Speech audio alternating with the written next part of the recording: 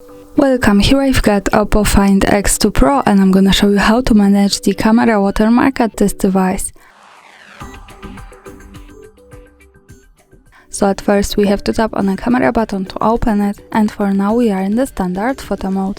From here let's go to the right corner. When we tap on this button we can open more advanced camera options. At the first position now we have the watermarks, so let's pick it. Here we are. As you can see, we can add 3 watermarks: the phone model, then date time and the location. By using the buttons from the right we can turn it on and off as we need. So as you can see, we can adjust one of these, 2 or 3 at the same time. And also when we tap to each of these watermarks we get access to more options. Here we can also turn them on and off.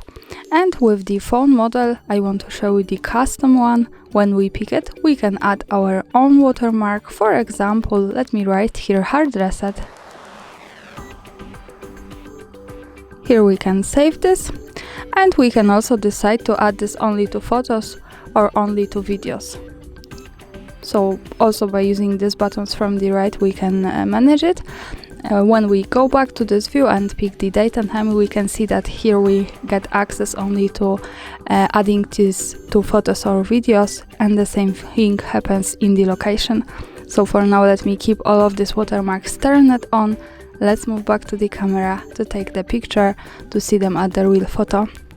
Now let's move to the left to this button that follows us straight to the gallery. And this is our photo with watermarks in the left corner at the bottom. So let's get closer to them. And as you can see, we have OPPO Find X2 Pro watermark device 1 with hard reset, the custom, and then the date and time and the location.